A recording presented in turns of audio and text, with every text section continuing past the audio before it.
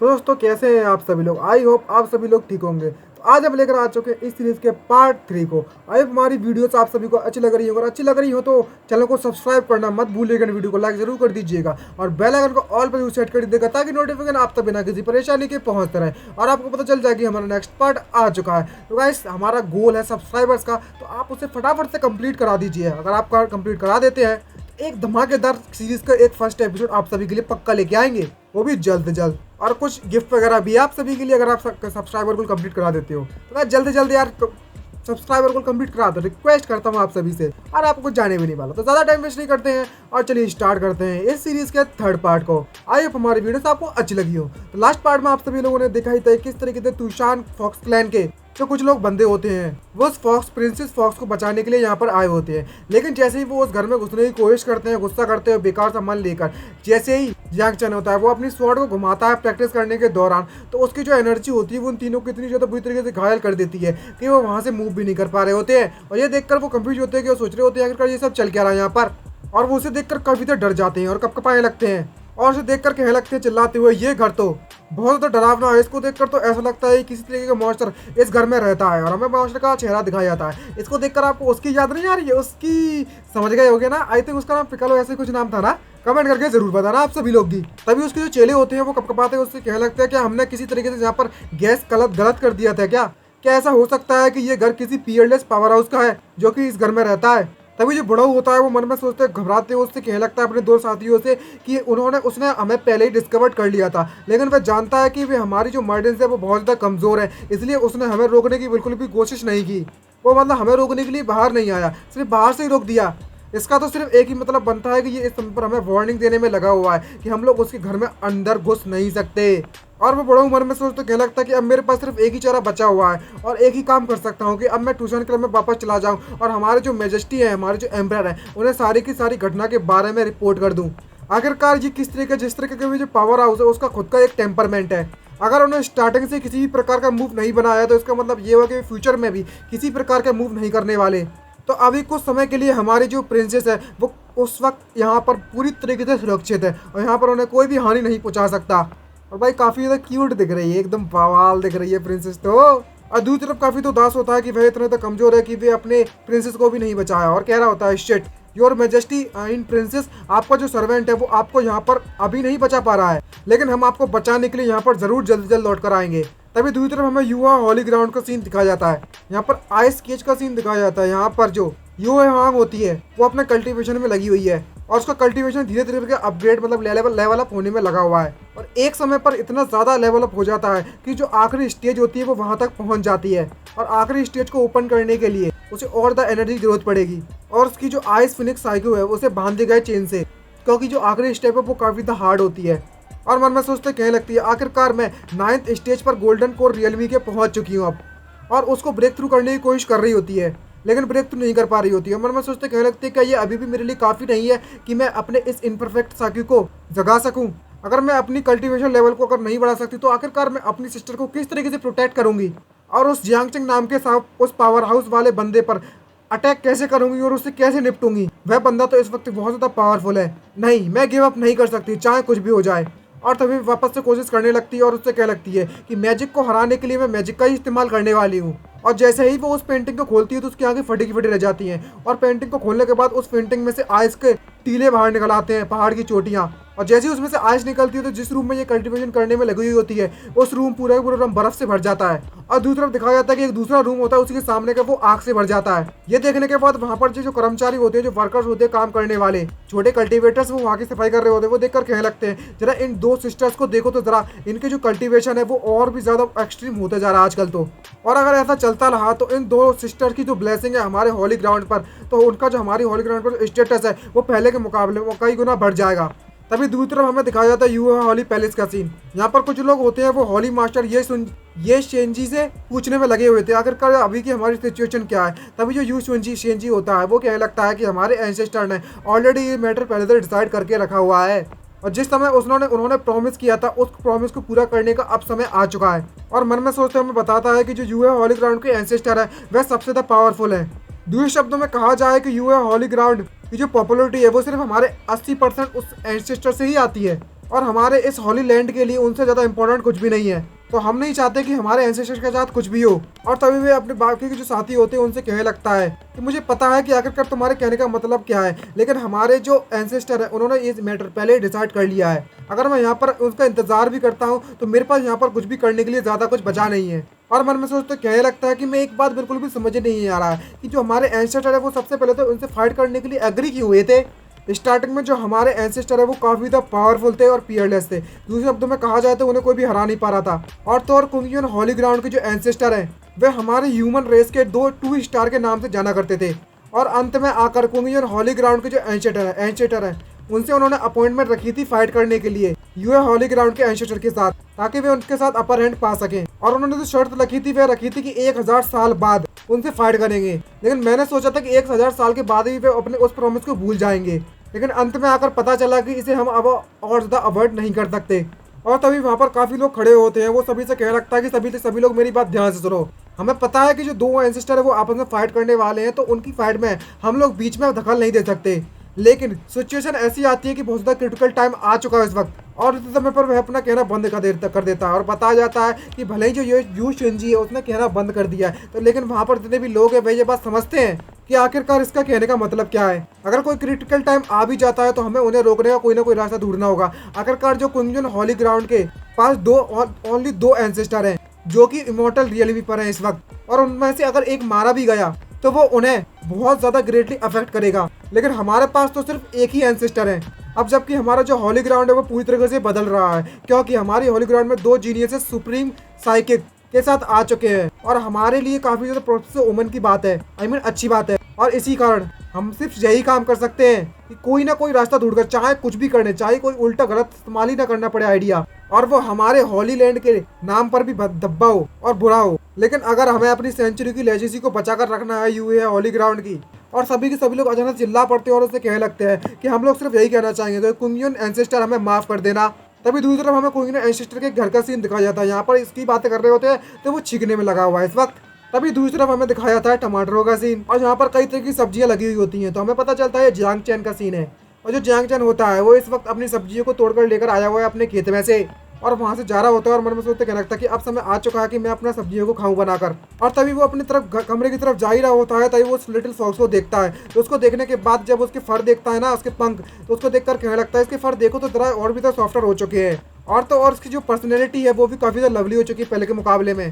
दूसरी तरफ हमें दिखाया जाता है कि जो फॉक्स होती है वो कतई एकदम एक्शन में बैठी हुई होती है। इसको देखकर जो जियांग चैन होता है मन में सोचते कहने लगता है क्या इस फॉक्स ने मुझे अपने मास्टर के तौर पर स्वीकार कर लिया है। लेकिन दूसरी तरफ जो फॉक्स के ख्यालों में क्या होता है, सिर्फ खाना खाना और खाना, और किस तरीके से इस खाने को खाने के बाद इवॉल्व करे अपनी 9 टेल्स के बारे में, बस यही सोचने में लगी हुई और खा कर बिल्कुल मोटी होती जा रही है, मोटी। और जब जियांग चैन इसको इस तरीके से खाते हुए देखता है तो मन में सोचते कहने लगता है ये तो इतनी बुरी तरीके से खाने में लगी हुई है कि यहाँ तक कि इसकी जो प्लेट्स हैं इसने अपनी प्लेट्स को बिल्कुल चाट कर रखा है, क्लीन चट करके रखा हुआ है। और दूसरी तरफ कहने लगता है कि जरा इसके फर को देखो तो जरा, इसके फर तो और भी ज़्यादा शाइनर होते जा रहे हैं, चमकदार होते जा रहे हैं, कहीं ऐसा तो नहीं है कि ये किसी मॉन्स्टर में तब्दील हो जाए बाद में।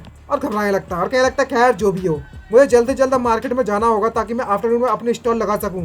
अगर मैं कुछ पैसे कमा सकूं तो मैं तुम्हें कुछ अच्छा सा खिलाऊंगा। उसके बाद फिर वो मार्केट में चला जाता है अपनी स्टॉल लगाने के लिए। जैसे ही वो मार्केट में जाता है तो वहाँ पर सभी के सभी लोग उसका स्वागत करते हैं और उससे कहने लगते हैं अच्छा शॉपकीपर जियांग, आप यहाँ पर आ ही गए आखिरकार। आपने तो कम से कम 1 महीने तक रेस्ट किया है। आपको देखकर ऐसा लगता है कि अब आपके पास और ज़्यादा पैसा नहीं बचा हुआ है। तभी एक बंदा उसके पास आता है चिल्लाते हुए, डॉक्टर जियांग आप यहाँ पर आ ही गए हैं। शॉपकीपर जियांग, जो हमारे शॉपकीपर लीज के जो हाउस है वहाँ पर कुछ हुआ है भयानक। शॉपकीपर ली की जो डॉटर है कल रात को उसको कुछ हो गया है। ये सुनने के बाद ली जिंग को थोड़ी शौक हो जाता है। आई मीन जियांग चैन, और फॉक्स तो अपने मजे में ही है। और वह बंदा बताता है कि शॉपकीपर ली की जो डॉटर है, जो बिटिया है, वह अचानक से कल रात को बहुत ज़्यादा बुरी तरीके से बीमार पड़ चुकी है। तभी जियांग चैन होता है चिल्लाते उससे क्या लगता है आखिरकार तुमने मुझे इसके बारे में पहले क्यों नहीं बताया। अगर जिया सोंग बुरी तरीके से बीमार पड़ गई थी तो मैं कल रात को ही मुझे ढूंढना चाहिए था। तभी हमें बताया जाता है कि जो ली जिया सोंग है वो और कोई नहीं है बल्कि मैं शॉपकीपर ली की डॉटर है, और वह इस समय पर 7 साल की हो चुकी है। ये बहुत ज़्यादा लवली नहीं है बल्कि मैं बहुत ज़्यादा इंटेलिजेंट है। और तो और वह अपना खाना भी दूसरों से मिल बांट कर खाया करती थी, जो भी उसके पास से गुजरा करते थे। इस यहाँ पर जितने भी अंकल और आंटी जितने भी लोग हैं वह सभी लोग जियांग का ख्याल रखते हैं और उसकी चिंता करते हैं। लेकिन जन्म से ही उसकी जो हेल्थ थी वो इतनी ज़्यादा अच्छी नहीं रहा करती थी और उसकी बॉडी बहुत ज़्यादा कमज़ोर थी। और जबकि उन्हें पता चल चुका है कि जो शॉपकीपर ली की डॉटर है वो इस समय पर बीमार पड़ चुकी है तो सभी लोग बहुत ज़्यादा पैनिक हो रहे हैं और बहुत ज़्यादा परेशान हो गए हैं। और सही बंदा बताता है कि सबसे पहले तो मैंने सोचा था कि वह बस एक छोटी सी बीमारी और कुछ नहीं है, लेकिन इसके बारे में किसने सोचा था कि कई सारे डॉक्टर उसको देख के जाएंगे, लेकिन सभी के सभी डॉक्टर्स एकदम से यूजलेस निकल जाएंगे और अब उसकी जो बीमारी है वो और भी ज्यादा खतरनाक हो गई है और मैटर बहुत ज्यादा सीरियस हो चुका है। तभी जैंग उससे कह लगता है मुझे जल्दी जल्दी उसके पास लेकर जाओ फटाफट, और बताने लगता है कि जो मैटर है वो बहुत ज्यादा इंपॉर्टेंट है, तो जल्दी से जल्दी मुझे उसको अटेंशन देने जाना पड़ेगा। तभी दूसरी तरफ हमें किसी लड़की के पैर दिखाया जाता है जो कि कह रही होती है अंकल लान। आखिरकार जो मॉर्टल्स है वे लोग वहाँ पर क्या करने में लगे हुए हैं। जहाँ पर एंट्री होती है एक नई लड़की की, इसके जो आधे बाल होते हैं वो व्हाइट होते हैं, आधे बाल ब्लैक होते हैं और देखने में कतई बवाल लग रही होती है, और लोली यहाँ पर एंट्री मार चुकी है। तो जो लोली फैंस है वो हैशटैग लोली लिख देना कमेंट में, और हमारे चैनल को जिसने भी सब्सक्राइब नहीं किया फटाफट से सब्सक्राइब कर दीजिए और हमारे सब्सक्राइबर गोल्ड को कंप्लीट करा दीजिए यार, आप सभी से रिक्वेस्ट कर रहा हूँ। और अगर हमारे टारगेट को आप लोग कंप्लीट करा देते फटाफट से तो एपिसोड दबा के डालूंगा, फिर मैं दबा के रेगुलर। तभी जो अंकल लान होते बड़ू होता है वो उससे कहने लगता है यहाँ की सिचुएशन देखकर तो ऐसा लगता है किसी फैमिली की डॉटर बहुत ज़्यादा बीमार पड़ चुकी है, और वहाँ पर जो यंग मैन खड़ा हुआ है उनसे वह उसको ठीक करने के लिए पूछने में लगे हुए हैं। तभी जो लड़की होती है वो उससे कहने लगती है हाँ बिल्कुल मेरी तरह ना बिल्कुल, और कहने लगती है चलो जाकर देखते हैं कि आखिरकार वहाँ पर क्या चल रहा है। और तभी जियांग चैन उसकी बीमारी को चेक करता है और उसको चेक करके कहने लगता है कि इसकी जो बीमारी है वो बहुत ज़्यादा अजीब है, इसकी जो नब्स पल्स और दिल की धड़कन है वो पूरी तरीके से नॉर्मल है, लेकिन जियांग चैन की इस वक्त जो कंडीशन देखो उसको देखकर तो साफ साफ पता चलता है कि इस वक्त बहुत ज़्यादा बीमार है, और ये एक ऐसी बीमारी है जिसे मैंने पहले कभी नहीं देखा। और तो और हर एस्पेक्ट से अगर इसकी बॉडी को देखा जाए तो इसकी बॉडी नॉर्मल है, लेकिन फिर भी क्यों इतनी ज़्यादा बीमार है। तभी उसके जो अंकल होते हैं वो आते हैं, वो कहने लगते हैं शॉपकीपर जियांग मैं आपसे भीख मांगता हूँ कि आप शियाओजू मतलब शियाओ जियांग की लाइफ को बचा लीजिए, अगर आप ऐसा कर देते हैं तो मैं आपका दिल से बहुत ज्यादा आभारी रहूंगा। और वो उनके पैरों के पड़ जाते हैं उस पर और कहने लगते हैं। तभी जियांग चैन को रोकता है और उससे लगता है तुम दोनों को दोनों इस तरीके से करने की जरूरत नहीं है मिस्टर, मैं अपना बेस्ट दूंगा। तभी पीछे से आवाज आती है कि तुम भले ही अपना बेस्ट दो बिल्कुल, लेकिन ये बिल्कुल भी यूजफुल नहीं होने वाला। इस लड़की की जो बीमारी है उसे मॉर्टल्स के दवाइयों के और इलाज के अनुसार उसे ठीक नहीं किया जा सकता उसका इस्तेमाल करने के बाद भी। ये बात सुनने के बाद जो आंटी होती है वो एकदम से गुस्सा हो जाती है और चिल्लाते उससे क्या लगती है अगर तुम्हारे कहने का मतलब क्या है। तभी उसका जो हस्बैंड होता है उसे शांत कराता है, उससे क्या लगता है कि तुम सबसे पहले शांत हो जाओ मेरी वाइफ। तभी वो लोली लड़की आती है और उससे क्या लगती है मेरा कहने का मतलब मैंने तुमसे यह कहा है कि तुम्हारी डॉटर के जो बीमारी का इशू है ना इशू उसे मॉर्टल की मेथड से ठीक नहीं किया जा सकता। और तभी जो लिटिल लोली होती है वो उसको अपनी आंखों से देखती है और उससे कह रखती है कि जो छोटी बच्ची है वो सिर्फ बीमारी नहीं है बल्कि में इसे किसी अननोन एनर्जी के साथ इन्फेक्ट किया गया है, और ये बीमारी इतनी मतलब ये जो इन्फेक्शन है वो इसकी बॉडी के अंदर इतना ज्यादा अंदर जा चुका है कि अगर किसी पावर हाउस कल्टीवेटर को इसे ना दिखाया गया तो इसे नहीं बचाया जा सकता। तभी जो अंकल होते हैं वो उससे कह लगते हैं क्या तुम मेरी बच्ची को बचा सकते हो, अगर तुम्हें इसके बारे में पता हुआ है तो तुम्हें जरूर इसके सॉल्यूशन के बारे में भी पता होना चाहिए। तभी लोली उससे कहने लगती है कि यहाँ पर तुम्हारी डॉटर को इलनेस को ठीक करने के लिए मेरे पास कुछ भी नहीं है और मैं यहाँ पर कुछ नहीं कर सकती, लेकिन अंकल लान शायद कुछ कर सकते हैं। और तभी वह लोली अंकल लान से कहने लगती है कि आप इमेजिन कीजिए कि इस बेड पर जो लड़की लेटी हुई है वह इस वक्त मैं हूँ। तभी अंकल लान उससे कहने लगते हैं मैं तुम्हारी डॉटर को बचा सकता हूँ लेकिन ये पूरी तरीके से डैमेज हो जाएगी, क्या आप दोनों इस तरीके से इसको जीती हुई देख सकते हैं। तभी वे दोनों पूछते हैं आखिरकार इसका जो डैमेज है वो कितना ज्यादा खतरनाक होने वाला है। तभी अंकल लान उसे बताने लगता है कि सबसे ज्यादा बेस्ट सबसे ज्यादा अच्छे स्क्रीन में देखा जाए तो ये अपनी पूरी की पूरी लाइफ अपने बेड पर ही गुजारेगी और पूरी की पूरी लाइफ भर ये बेवकूफ की तरह अपनी जिंदगी गुजारेगी एकदम पागलों की तरह। ये बात सुनने के बाद उसकी जो आंटी होती है उसकी जो मॉम होती है वो शॉक हो जाती है और चिल्लाते हुए रोते हुए कहने लगती है आखिरकार हम कर भी कह सकते हैं, आखिरकार ये हमारी अकेली डॉटर जो है जब तक ये सर्वाइव कर सकती है तो हम कुछ भी करने के लिए तैयार है इसके लिए, और अगर तुम हमारी डॉटर को बचा लोगे तो हम कुछ भी करेंगे उसके लिए। तभी जियांग चैन बीच में बोल पड़ता है उनकी कन्वर्सेशन के और बोल पड़ता है और कहने लगता है कि तुम्हें इतनी ज़्यादा जल्दबाजी करने की जरूरत नहीं है, मुझे इसे ठीक करने दो, मैं जियाशॉन को वापस से उसकी बॉडी को बिल्कुल पहले की तरह रिस्टोर कर सकता हूँ जैसे पहले हुआ करती थी, हेल्दी बिल्कुल टकाटक और बिना किसी आफ्टर इफेक्ट के। तभी अंकल लान सरप्राइज होते हुए कहने लगते हैं यंग मैन तुम्हें पता भी आखिरकार तुम क्या कह रहे हो इस वक्त, और वो लोली भी ये सुनने के बाद कभी तक शौक होती है। तभी जियांग चैन उससे क्या लगता है हाँ मुझे पता है कि मैं क्या कह रहा हूँ, यहाँ पर कई सारे तरीके हैं जिंदा जीने के लाइफ जीने के, लेकिन मैं समझ सकता हूँ जो याशंग है वह बहुत ज़्यादा लवली पर्सन है और वो अपने दोस्तों के साथ काफ़ी ज़्यादा मजे करना पसंद करती है और ज़िंदगी के मजे लेना चाहती है, और अगर वह अपनी ज़िंदगी जीने के लिए इसको प्राइस देनी पड़े, इस कीमत चुकानी पड़े जिसके कारण उसे ये सब नहीं जी सकती अपनी ज़िंदगी में, तो मैं ऐसा इसकी ज़िंदगी के साथ बिल्कुल भी अलाउ नहीं कर सकता। जब ये बात लोली से सुनती है तो वो कभी शौक हो जाती है और वो कुछ सोचने लगती है और वह जाते ही उससे कहने लगती है कि ये जो तुम्हारी उन दोनों से कहने लगती है कपल से कि ये तुम्हारी डॉटर है, तो तुम्हें ये डिसाइड करना होगा कि आखिरकार इसे किसे ट्रीट करना चाहिए। और वो घबराते हुए डिसीजन लेते हैं और कहने लगते हैं कि अब ये हमारे लिए बेटर होगा कि हम शॉपकीपर जियांग को इसे ट्राई करने दें। और वो लेली वहाँ से शाय करते हुए चली जाती है और शाय करते हुए उससे कहने लगती है कि मैं इस लड़की को इसलिए बचाना चाहती थी कि मैं इसके अंदर अपने आप को देख रही हूँ और मैं इसकी सिचुएशन के साथ काफ़ी ज़्यादा सिंपैथी करती हूँ। अगर इन लोगों ने वाकई में इस मॉडल को चुना है तो कोई बात नहीं, इन्हें करने दो जो करना है। तभी अंकल लान उससे कहने लगते कि ये छोटी लड़की है, इसे एक अननोन इन्फेक्शन के द्वारा पैदा हुई थी, अब जबकि इसकी जो पावर है वो इसकी बॉडी के अंदर काफी ज्यादा बुरी तरीके से हिडन है, छुपी हुई है और अभी तक इसकी लाइफ में बिल्कुल भी किसी भी प्रकार से शो नहीं हो रही थी और बीमारी के तौर पर इसकी बॉडी में दिखाई दे रही है बस। लेकिन जिस तरीके से ये बड़ी होती जाएगी तो इसके अंदर जो अननोन फोर्स है वो और भी पावरफुल बनती जाएगी और अनस्टॉपेबल हो जाएगी और इसके 7 ईयर कंप्लीट होने के बाद ग्रेट रिवोल्यूशन आएगा। आखिरकार जो जवान लड़का कर भी क्या सकता है इसे बचाने के लिए, तभी हमें जैंग चेन को दिखाया जाता है जो कि एक सुई जैसा कुछ निकालता है, जिसको देखने के बाद जो अंकल लान होते हैं, जो लोली होती है, वो देखकर शॉक हो जाते हैं और कहने लगते हैं क्या ये जो यंग मैन है वो एक्यूपंक्चर का इस्तेमाल करने वाला है ठीक करने के लिए। और तभी जैंग चेन उस पंचर मतलब एक्यूपंक्चर टेक्निक का इस्तेमाल करता है और उस बॉडी के अंदर, उस छोटी बच्ची की बॉडी के अंदर उस सुई को घुसेड़ देता है। इसको देखने के बाद वो कभी शॉक हो जाते हैं दोनों के दोनों, कहने लगते हैं अंकल लान जरा देखो तो जरा उसे। जब इसने निडल्स को अप्लाई किया था इस बॉडी की, लड़की की बॉडी के अंदर, तो इसने अपनी पावर का इस्तेमाल बिल्कुल भी नहीं किया। तो आखिरकार ये किस तरह की मेथड का इस्तेमाल करने में लगा हुआ है बिना किसी पावर का इस्तेमाल किए। इसकी हड्डियों के अंदर जो मैरो है उसके अंदर जो अननोन फोर्स है, अननोन इन्फेक्शन है, वो काफी ज्यादा अंदर जा चुका था, लेकिन इसने बिना पावर का इस्तेमाल किए उस अननोन एनर्जी को बाहर निकाल दिया। और तभी जो जैंग चेन होता है वो एक्यूपंक्चर टेक्निक का इस्तेमाल करता है ना, तब दिखाता है तो बिल्कुल कैरेक्टर जैसे दिख रहा है ये बंदा तो, और उस तरीके की इमेज बनाया लगता है दिमाग में कि ये लड़की दिख रही है ना कैरेक्टर जैसी, जिसमें कांटे लगे हुए हैं चारों तरफ। और तभी अचानक से उस लड़की को धीरे धीरे करके होश आने लगता है और उसके मुंह में से कुछ ब्लैक कलर की एनर्जी निकलने लगती है। जैसे ही उस मुंह में से ब्लैक कलर की एनर्जी निकलती है तो वो लड़की होश में आ जाती है और तभी जैंग चेन कहने लगता है कि मैंने जिया शुआंग की जो बीमारी है उसे पूरी तरह से ठीक कर दिया है और कुछ समय तक ये अच्छी तरीके से आराम करेगी तो ये पूरी तरह से ठीक हो जाएगा उस समय बाद। और तभी वो उस लड़की से कहने लगता है कि तुम 3 दिन के अंदर अंदर पूरी तरह हेल्थी हो जाओगी और अपने पेरेंट्स के साथ फिर से रह पाओगे अच्छी जिंदगी। ये बात सुनने के बाद उसके जो पेरेंट्स होते हैं वो कहने लगते हैं शॉपकीपर जियांग आपका बहुत बहुत शुक्रिया हमारी डॉटर को बचाने के लिए, और वो पीछे हट जाता है उसे ठीक करने के बाद। और तभी पीछे मुड़कर देखता है और उन दोनों को देखने लगता है कि वे दोनों कहाँ गए और कहने लगता है क्या वे दोनों के दोनों अभी मुझे इसका इलाज करते हुए देखने में लगे हुए थे क्या। और जो शॉपकीपर ली होते हैं वो दोनों के दोनों अपनी डॉटर को इस तरीके से ठीक होने के बाद काफी तो खुश होने लगती है और खुशी के मारे रोने लगते हैं और कहने लगते हैं हे मेरी डॉटर आखिरकार तुम कैसी हो मेरी बिटिया, हमारे ब्रदर जियांग की ब्लेसिंग कारण आज तुम बिल्कुल पूरी तरीके से ठीक हो चुकी हो, आखिरकार तुम्हें कैसा महसूस हो रहा है। और तभी इतने भी लोग होते हैं वो ये जानकर काफी तो खुश हो जाते हैं और कहने लगते हैं जैसा कि हमने उम्मीद की थी शॉपकीपर जियांग से, और सभी लोग उसकी तारीफ करने लगते हैं। तभी जियांग उससे कहने लगता है ये तो मेरा फर्ज था, तुम्हें इतना ज्यादा मॉडर्न इतना ज्यादा होने की जरूरत नहीं है। और उसमें जब जिया शुआंग की पूरी इलनेस को पूरी तरीके से ठीक कर दिया उसके बाद जो पूरा का पूरा टाउन है वो पहले की तरह खुशहाल टाउन में तब्दील हो गया और सब कुछ शांत हो गया। और तभी हमें जियांग चेन को घर पर वापस दिखाया जाता है और मन में सोचते कहते हुए जा रहा होता है कि मुझे जल्द से जल्द अपने घर पर वापस जाना होगा ताकि मैं उस फॉक्स को खाना खिला सकूं। तभी जैसे भी घर पर जा रहा होता है तो दूसरी तरफ उनके सामने वे अंकल लान और वे लोली आ जाते हैं, जिनका चेहरा देखकर तो ऐसा लग रहा होता है जिसको देखकर जैसे कि इनके पास काफी द होप्स हो। और तभी वो पीछे मुड़कर जाने लगता है उनको इग्नोर करते हुए, लेकिन वे दोनों चिल्लाते और क्या लगते हैं हे मिस्टर जरा 1 मिनट रुकिए तो जरा।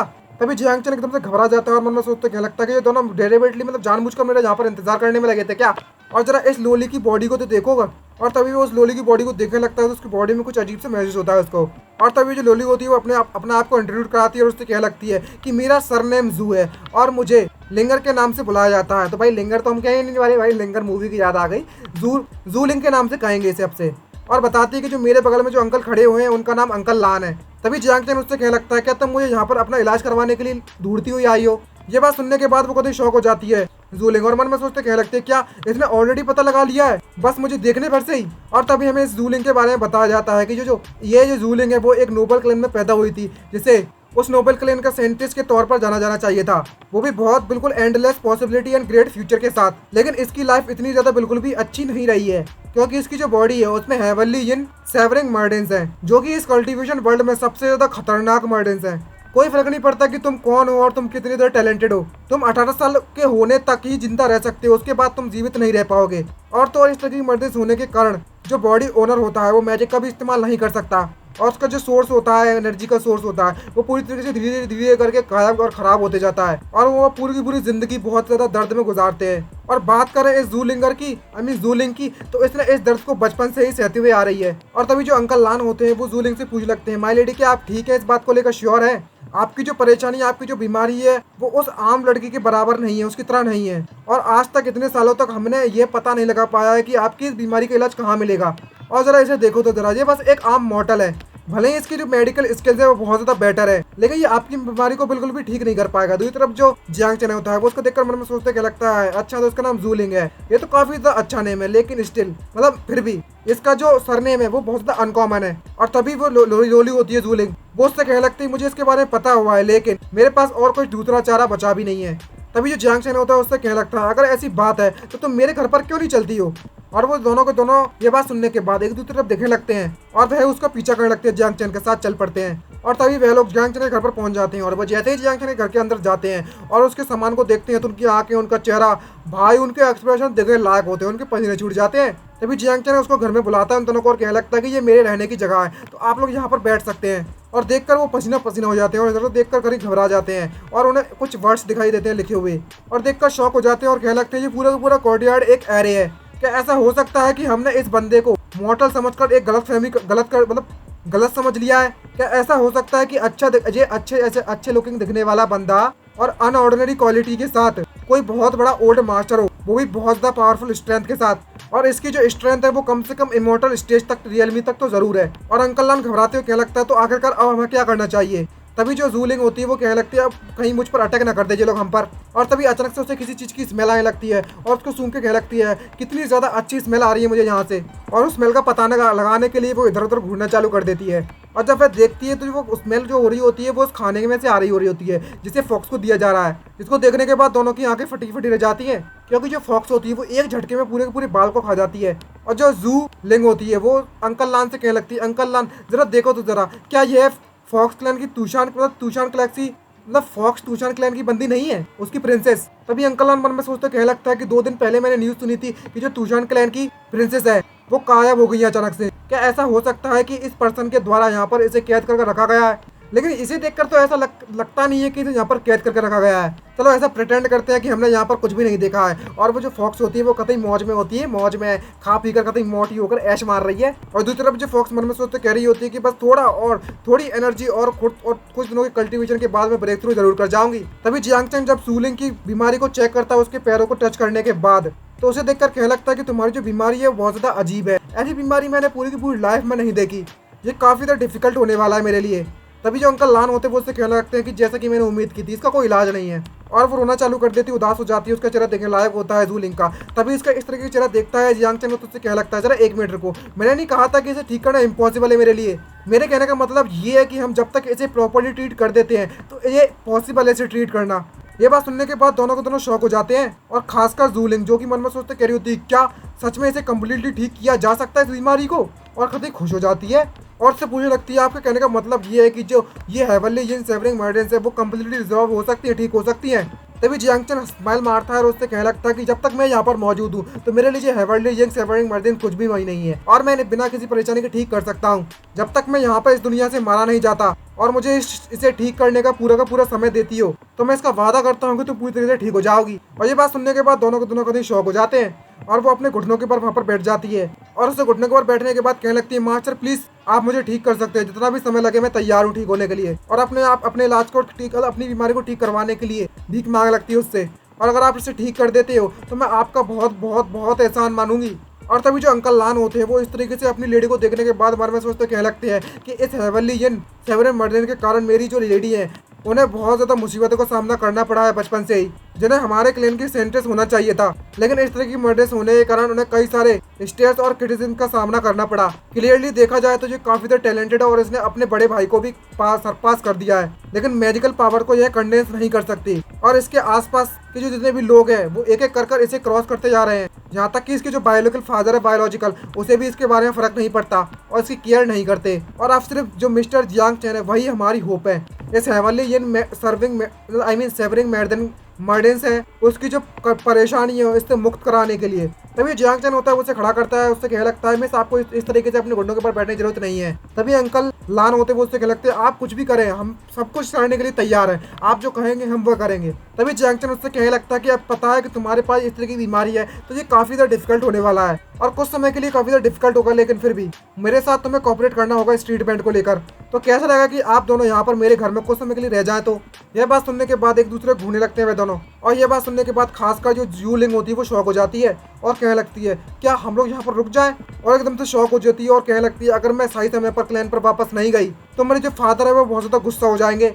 और इस तरीके से वह सीन खत्म होता है। नेक्स्ट सीन में दिखाया जाता है जहाँ पर जियांग चैन होता है वह खाना बनाकर फॉक्स को खिलाने में लगा हुआ होता है और कह रहा होता है कि आज मैंने शॉप नहीं लगाई है मार्केट में, टाउन में, तो आज मैं सिर्फ सिर्फ वेजिटेरियन मतलब कुछ सब्जियां ही खिला सकता हूँ तुम्हें। तभी अचानक से उसे कोई कुछ महसूस होता है और वह देखता है सामने से कोई आने में लगा होता है, कोई सामान लेकर, और जाकर देखता है तो अंकल लान और जो जूलिंग होते हैं वो कुछ लकड़ियां लेकर वहां पर आ गए होते हैं। और जियांग चैन मन में सोचते कहने लगता है कि मैंने इनके अंदर बिल्कुल भी मैजिक पावर महसूस नहीं कर पा रहा हूँ, नहीं देख पा रहा हूँ इनके पास मैजिक पावर, और इनके अंदर सिर्फ बॉडी फोर्स मौजूद है इस वक्त। भले ही वे दोनों के दोनों कल्टीवेटर्स हैं, लेकिन इनके पास सिर्फ इनकी स्ट्रेंथ है, मैजिक पावर नहीं। तभी जो जूलिंग होती है वो अंकल लान से कहने में लगी हुई होती है, अंकल लान क्या हमें उनके साथ जियांग चैन के घर में रहने के लिए एग्री हो जाना चाहिए था। तभी जो अंकल लान होते हैं वो जूलिंग से कहने लगते हैं कि जो ये एक्सपर्ट है भाई आपकी आखिरी उम्मीद है, और बात करें आपके फादर की तो हम इस मैटर को बाद में एक्सप्लेन कर दूंगा उनको उन पे जाकर। तभी अचानक से जो जियांग चैन होता है वो चिल्लाता है और कहने लगता है कि अब समय आ चुका है लंच टाइम का।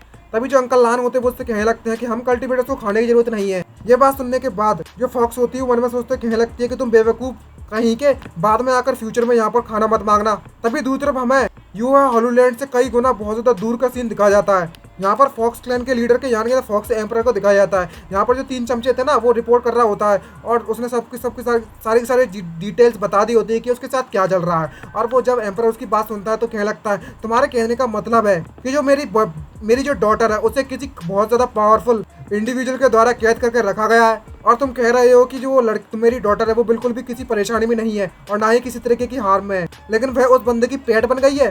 तो ये बंदा उससे कहने लगता है ये बात सच है माय लॉर्ड, और मैंने ये चीज़ अपने आंखों से होती हुई देखी है। ये बात सुनने के बाद जो एम्परर होता है वो कतई भड़क पड़ता है और गुस्सा करते हुए अपना ऑरा को रिलीज करता है और कहने लगता है पता नहीं है उसे क्या मैं कौन हूँ, मैं फॉक्स एम्परर हूँ और हम डीमंस रियलमी में सबसे ज़्यादा स्ट्रॉन्गर डीमन हूँ, और ह्यूमंस का जो इंपीरियल कोर्ट है उसका उससे भी ज़्यादा पावरफुल हूँ, और उसके साथ शोल्डर के साथ शोल्डर मिलाकर फाइट कर सकता हूँ मैं हॉलीलैंड मास्टर के साथ, और मैं इस तरह की एक्सिस्टेंस हूँ कि मुझे कोई भी इतनी आदत से हरा नहीं सकता। लेकिन इस बात की बिल्कुल भी उम्मीद नहीं की थी कि किसके पास इतनी ज़्यादा हिम्मत होगी कि मेरी डॉटर को इस तरीके से कैद करके रखे। तभी जो बंदा होता है वो कहने लगता है माय लॉर्ड आप शांत हो जाइए, प्लीज़ शांत हो जाइए। और तभी एम्परर खड़ा होता है और उससे कहने लगता है कि अब मुझे लगता है कि मुझे खुद पर्सनली जाकर उस पावर हाउस से निपटना पड़ेगा और मुझे जल्दी से बताओ डिटेल में आखिरकार उस पावर हाउस के बारे में। तभी ये बंदा उसे एक्सप्लेन करने लगता है और उसे कहने लगता है कि जो पावरफुल इंडिविजुअल है वो स्वॉर्डमैन में काफी ज्यादा पावरफुल है, और मुझे इस बात का डर भी है कि आपको काफी ज्यादा कठिनाई को सामना करना पड़ेगा, उसका सामना करना है तो मैं आपसे उम्मीद करता हूँ माय लॉर्ड आपको इतनी ज्यादा जल्दबाजी करने की जरूरत नहीं है, और कुछ समय के लिए अपने हमारे टूशान क्लैन का जो ट्रेजर है वह अपने साथ ले जाइए, आई मीन सेक्रेट आइटम। और अगर आप ऐसे करते हैं तो आपके जो चांसेस है हमारे प्रिंसेस को वापस लाने के वो और भी ज्यादा बढ़ जाएंगे। ये बात सुनने के बाद एम्परर मन में सोचते हैं कहने लगता है अगर मेरे पास मेरा सेक्रेट आइटम मौजूद होगा उस वक्त तो ये मेरे लिए काफी ज्यादा बेटर रहेगा, क्योंकि जो मेरा सेक्रेट आइटम है वह स्वॉर्ड आर्ट में डिफेंस के मुकाबले में काफी ज्यादा इस्तेमाल होता है और स्पेशलाइज है। और चिल्लाते हुए कहने लगता है कि अच्छा अब डिसाइड हो चुका है ये, अब सबसे ज्यादा इंपॉर्टेंट चीज मेरे लिए ये है कि मैं अपनी डॉटर को वापस लेकर आऊँ फटाफट। चलो देखते हैं जिस बंदे ने जिस बास्टर्ड ने मेरी डॉटर को कैद कर रखा हुआ है और पेट की तरह इस्तेमाल करने में लगा हुआ है वो कितना ज्यादा पावरफुल और मेरे गुस्से को झेल पाएगा या नहीं झेल पाएगा। और तभी दूसरी तरफ हमें दिखाया जाता है जियांग चैन को छींकते हुए। तभी जूलिंग उसके पास आती है और उससे कहने लगती है मिस्टर क्या आप ठीक है। तभी जियांग चैन उससे कहने लगता है मैं तो बिल्कुल ठीक हूँ, चलो हम लोग कहाँ पर थे, तुम्हारी जो हेवनली यंग सेवरिंग मर्डेंस है उसे यिन एट्रीब्यूट के साथ एफिलेटेड है, क्योंकि तुम यिन एनर्जी के साथ बॉर्न हुई थी और तभी से ये एनर्जी एग्जिस्ट करती तुम्हारी बॉडी में, जिसके कारण जो तुम्हारी जो यिन एनर्जी है वो पूरी तरह से कंडेंस हो चुकी है और तुम्हारे हार्ट एंड लंग्स को कोऑर्डिनेट कर दिया है, बेकार कर दिया है। तो अब हमें क्या करने की जरूरत है, वह यह करने की जरूरत है कि तुम्हारी बॉडी के अंदर से यिन एनर्जी को पूरी तरीके से खत्म कर दिया जाए, ताकि तुम्हारी बॉडी के अंदर हम बैलेंस बना सके यिन एंड यांग का। और उसे कुछ टोकरियों में हाथ देने लगता है, दवाइयाँ मेडिकल देने लगता है और कहने लगता है कि तुम्हें इन मेडिकल्स को पीस कर अपने बातें नहाने वाले पानी में मिलाकर इससे नहाना है। ये बात सुनने के बाद जूलिंग इससे कहने लगती है क्या मुझे बस इन्हें हफ्स का इस्तेमाल करना है। तभी जियांग चैन उससे कहने लगता है क्यों, इसमें कोई परेशानी है क्या।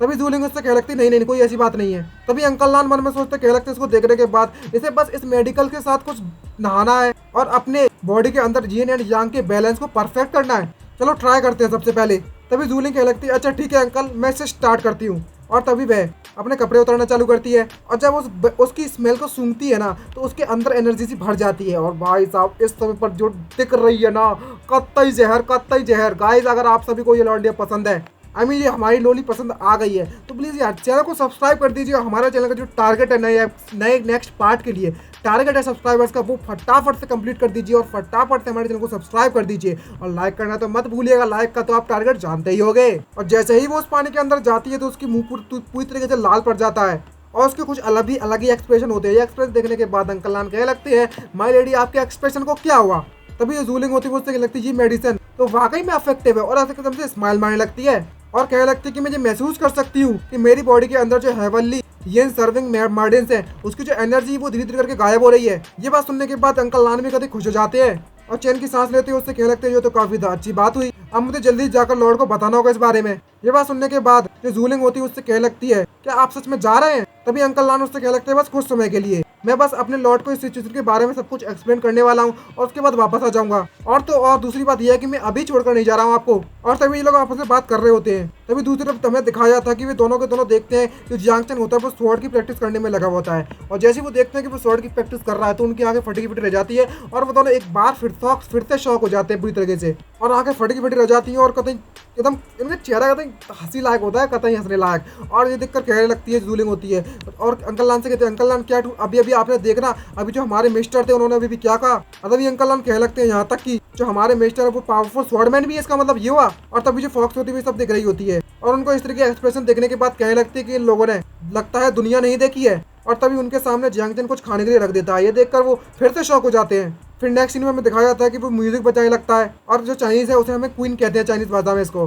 पियानो को क्वीन, फिर चेस में दिखाया था टैलेंट, फिर कोरियोग्राफी यानी कि पेंटिंग में दिखाया था अपना टैलेंट, फिर उसके बाद कोरियोग्राफी में दिखाया जाता है अपना टैलेंट। और जब इतने इधर टैलेंट देख लेता है जियांग चेन के तो ये देखकर अंकल लान के होश उड़ जाते हैं और जूलिंग के भी, जो कि जूलिंग उससे कह लगती है अंकल लान अब मैं इस घर को छोड़कर नहीं जाना चाहती। और जो अंकल लान होते वे भी इससे कह लगते हैं मुझे भी नहीं जाना। तभी हमें दूसरी तरफ दिखाया जाता है कि दूसरी तरफ जो जियांग चेन है वो जूलिंग की इलनेस को यानी बीमारी को ठीक करने में उसकी मदद करने में लगा हुआ है। तभी दूसरी तरफ जो दायन डायनेस्टी है उसने वॉर स्टार्ट कर दी है गोल्डन रॉक क्लैन के साथ, वो भी जो कि डीमन रियलमी में इस वक्त।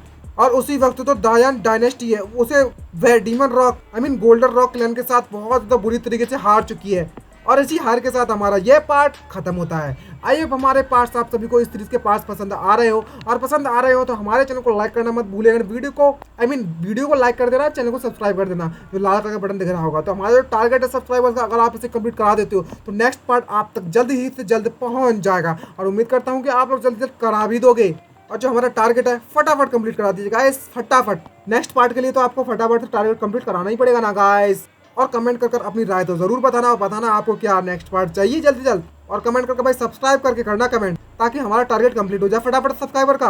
और 1000 लाइक तो बनते हैं। तो मिलते हैं नेक्स्ट वीडियो में, आज के लिए इतना ही। Bye bye, see you, signing out.